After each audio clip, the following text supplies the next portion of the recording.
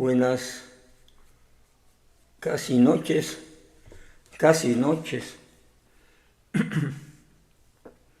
Son aproximadamente las 6:30, hora local, ¿verdad?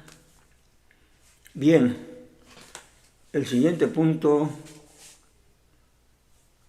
que me interesa exponer, analizar y tratar es acerca de la acumulación de riqueza en México. ¿Cómo está la acumulación de riqueza? ¿Quiénes son los que acumulan riqueza, verdad? ¿Y a qué nivel de acumulación se está generando esa acumulación de riqueza aún estando en crisis, verdad? Y para ello vamos a analizar, como lo hemos venido haciendo, un artículo que extrae datos económicos, ¿verdad?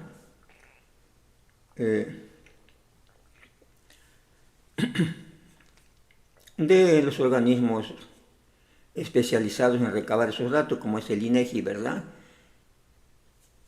El Instituto de Estadística, Geografía e Informática, ¿verdad?, de este país. Y claro, también hay organismos internacionales, ¿no?, como Banco Mundial y otros, que recaban información, no están haciendo los estudios correspondientes para ir analizando cómo se comportan ciertos factores de las economías en los países, ¿verdad? Bueno, en este caso, el tema que me interesó y creo que es bastante relevante, importante para nuestra sociedad, es acerca de cómo está la situación de los ricos en este país, y no porque sea una campaña contra los ricos, no es eso, ¿no? Pero sí vamos a ver, queremos tener una idea cómo les está yendo a ellos en una situación de crisis, ¿sí? Y en su relación con el actual gobierno, ¿verdad? ¿Sí?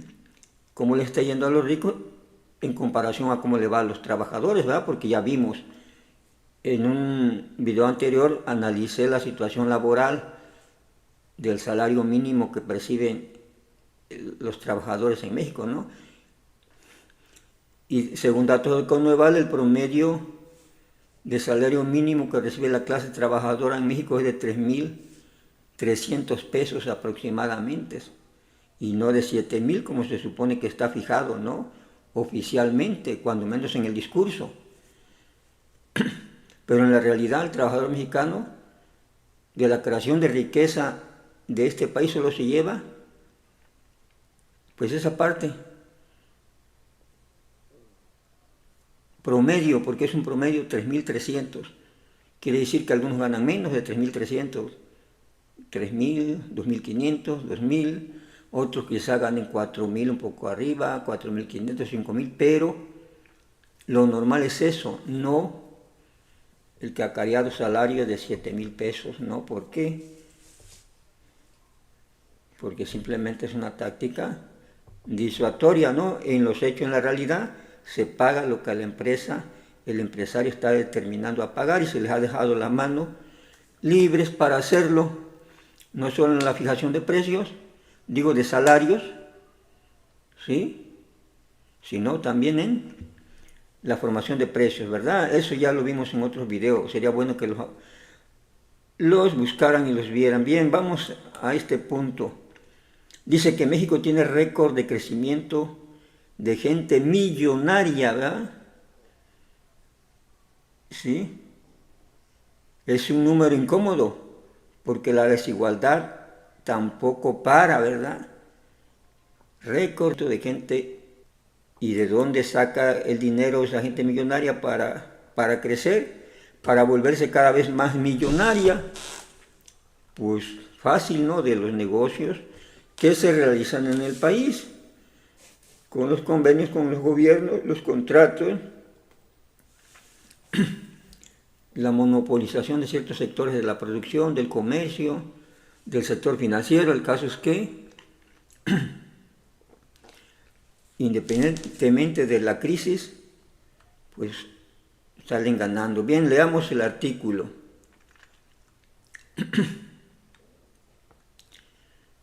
Dice, México se encuentra entre los 8 primeros países del mundo, ¿verdad? No es solo de la zona, ¿no? Estamos como con Dinamarca, ¿verdad? En cuanto a salud, México se encuentra entre los 8 primeros países del mundo con mayor crecimiento de población millonaria, ¿verdad? Entre 2023 y el pronóstico a 2028 va por encima de países como Suecia y Brasil. Lo anterior según el informe de riqueza mundial 2024 de UBS. De acuerdo con las cifras proporcionadas en nuestro país, se espera un crecimiento del 24% en el número de millonarios para los próximos 5 años. Es decir, que seguirán haciendo riqueza en el próximo sexenio, ¿verdad? Esto quiere decir que en nuestro país había 331.538 personas millonarias y para el 2028 se estima que esta cifra asciende a los 411.652 personas. Como ven, de acuerdo a la población de México de más de 100 millones, pues 300.000, se podría decir a no es la gran cosa, ¿va? Y van a aumentar arriba de 400.000. El problema es que esos 300.000 o 400.000 concentran o se apropian de la mayor cantidad de la riqueza producida en el país, ¿verdad? Ya vimos, el trabajador, solamente el salario y las pocas prestaciones, ¿no?, que recibe, ¿no? Y luego si queda desempleado, como ahorita, con este problema de la Suprema Corte, muchos trabajadores, bueno, miles de trabajadores del sector judicial van a quedar sin empleo, ¿va? Pero según López Obrador, esa no es gente del pueblo, ¿ah? Porque dice que el pueblo es el que mandó a hacer la reforma. Entonces quiere decir que eso, pues, no sé de dónde son, pero los van a afectar, ¿verdad? Bien, sigue el artículo. Así México estaría por encima de países como Brasil. Le gana a Brasil en ricos. India o Suecia.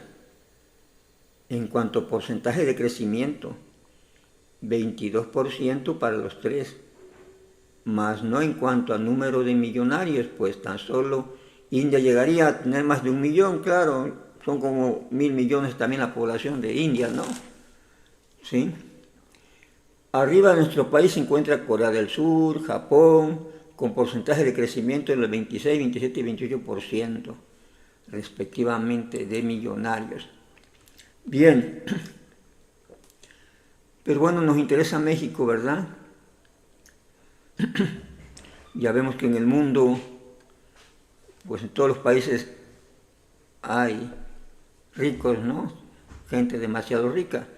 Pero ¿qué pasa en México, no? ¿Y qué pasó con el gobierno que termina, que prometió que iba a igualar prácticamente y a mejorar la situación con más bienestar a la clase trabajadora, y que supuestamente esa fue su propaganda, ¿no? Y que los ricos ahora sí perdieron los privilegios y que ya habían perdido todo y ya no hacían negocio, ya no, etcétera, etcétera, ¿no? Todo lo que la propaganda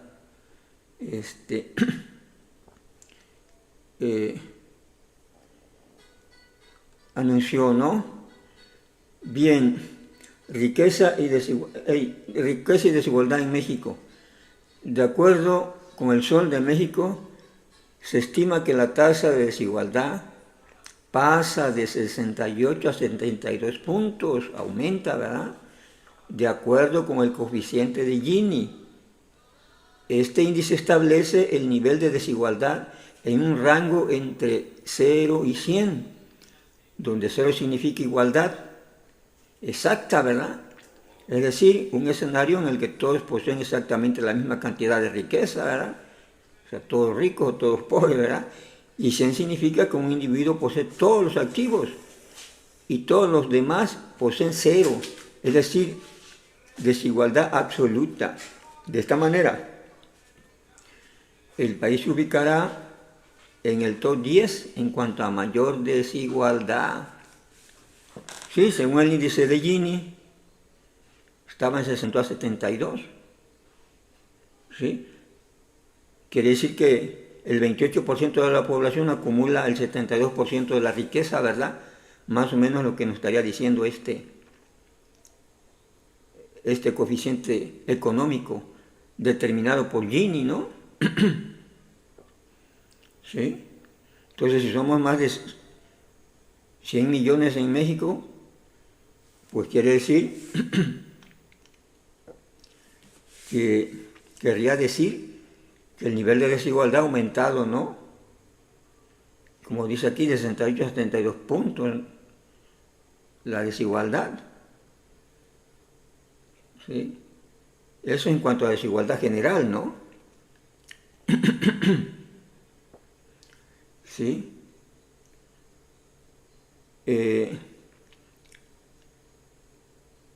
De los 100, estamos hablando que solo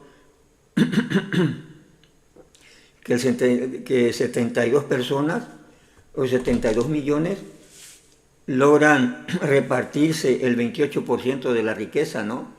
De la riqueza nacional. Y entre ese 28% se encuentran obviamente los más ricos, que suman, ya vimos, en estos momentos, arriba de 300.000.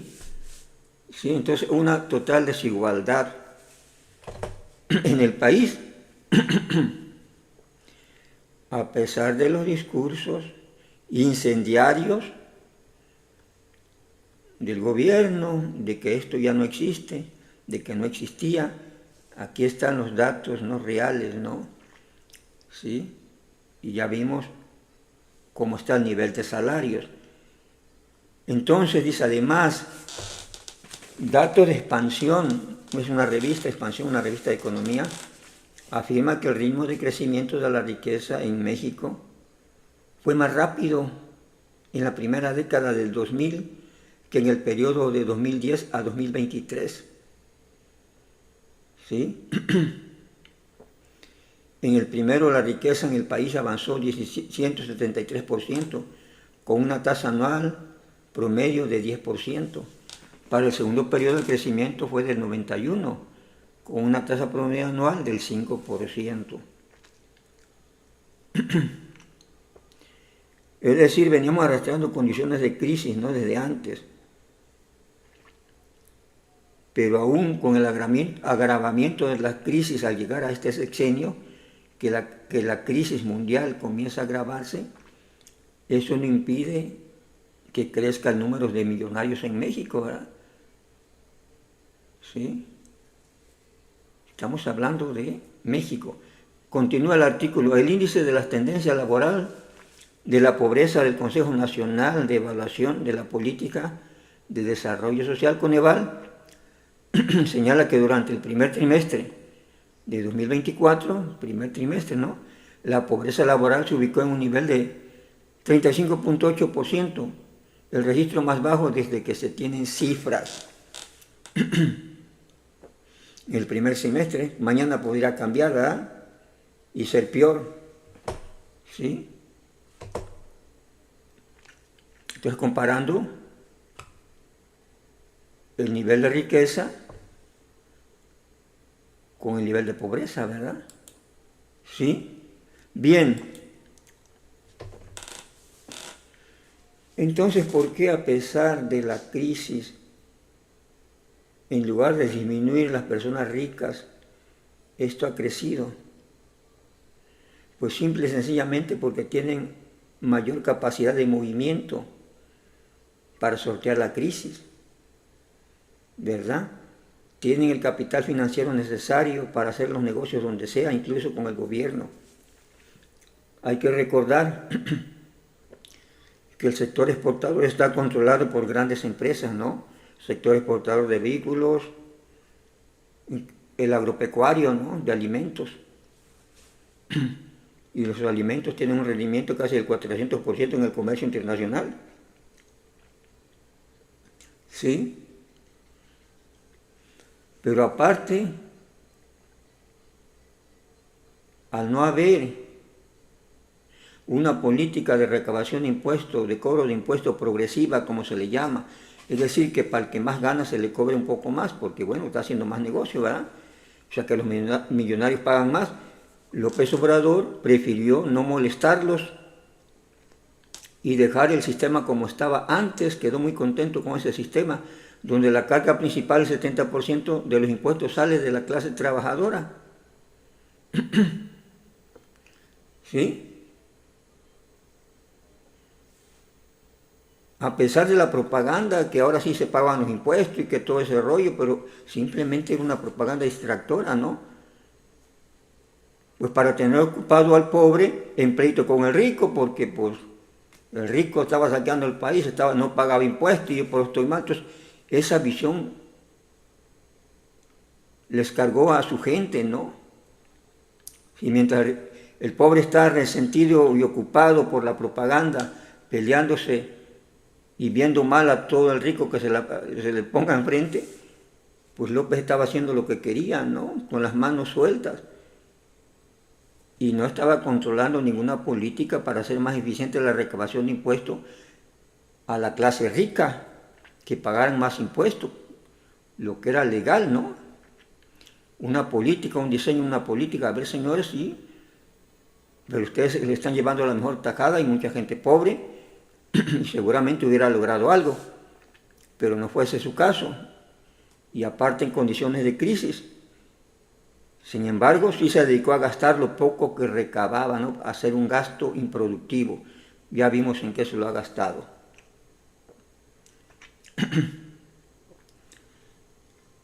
Entonces la clase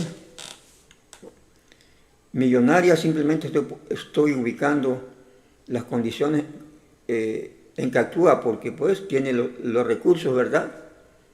¿Sí? Es normal eso. Ellos buscan también su ganancia, invertir y ganar.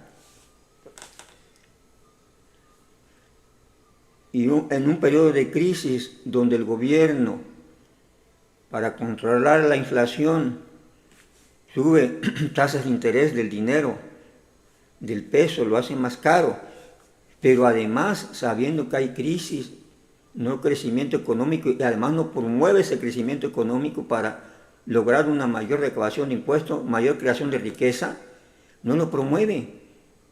Sabiendo eso, ¿sí? Además de haber aumentado la tasa de interés, pues pide préstamos, pide deuda y pide grandes cantidades de millones de pesos y de dólares en CETES, que es deuda propia del gobierno colocada en la bolsa de valores, donde un capitalista que le está yendo mal en el sector comercial o de la producción o de los servicios, si tiene la opción de comprar CETES al gobierno que me va a dar el 11% arriba,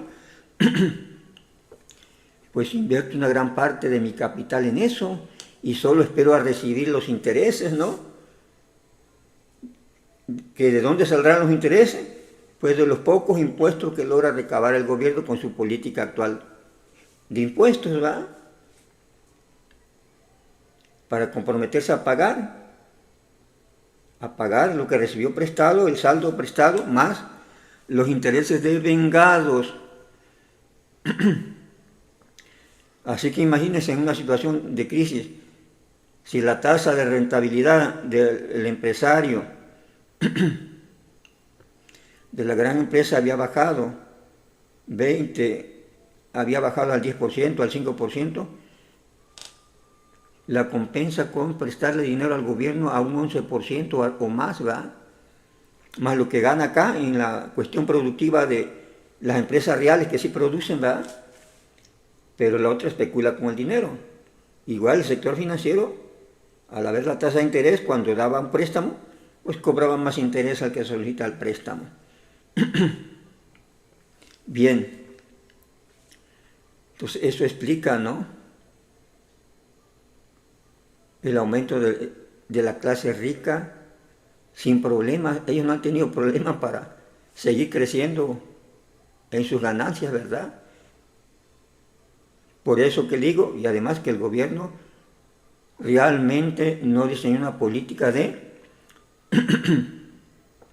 control y cooperación con esa clase para obligarla a pagar un poquito más de impuestos.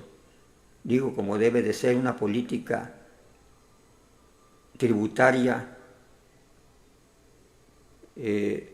pues más justa, podemos decirlo, ¿no? Es decir, que el que gane más, que haga más negocio en el país, pues debe pagar más impuestos porque le está yendo muy bien. Y aumentarle los impuestos es como quitarle un pelo a un gato, por decirlo así. Siguen ellos haciendo sus negocios, ¿no?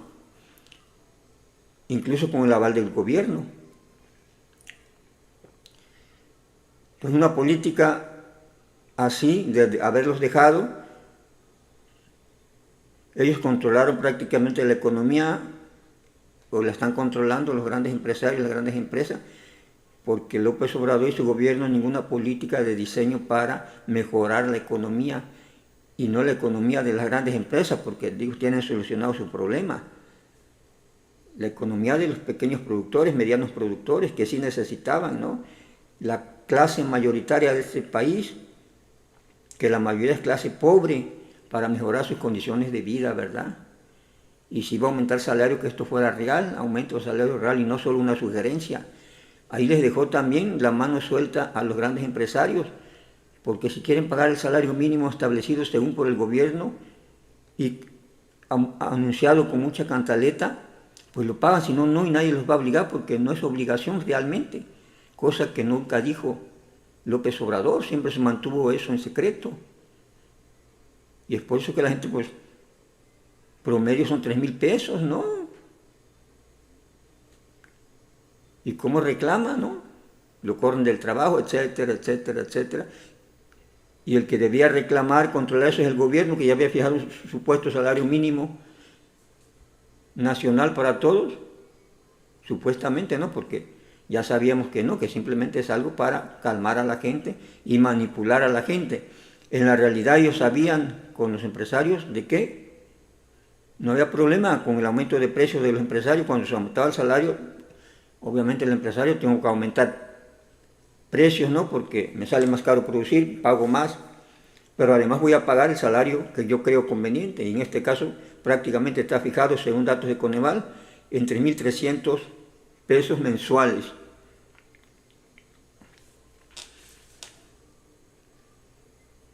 Entonces ese rollo marrullero, no le puedo llamar de otra cosa, embustero, de que se habían terminado los privilegios y de que ahora sí el pueblo estaba en bienestar y que ahora sí todo del pueblo y que los ricos estaban sufriendo. Digo, fue el discurso de ellos, no es que yo esté queriendo echarle a los ricos y entrar en contradicción con los ricos. Todo ese rollo, al evaluar la situación, como ya lo habíamos planteado nosotros desde hace mucho tiempo, resulta que no es cierto, tenían las manos sueltas los empresarios y por lo tanto son los que acumularon mayor cantidad de riqueza en este país. Ellos sí acumularon riqueza además de la que ya tenían y siguen acumulando, ahí está el pronóstico.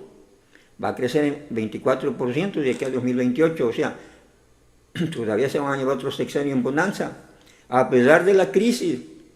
¿Por qué? Porque tienen la salida de la ayuda del gobierno, porque el gobierno quiere dinero para gastar.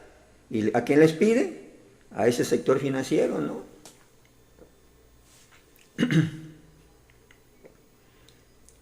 Aunque les pague altas tasas de interés. Y el sector financiero, un sector en situación de crisis, pues le conviene, ¿no?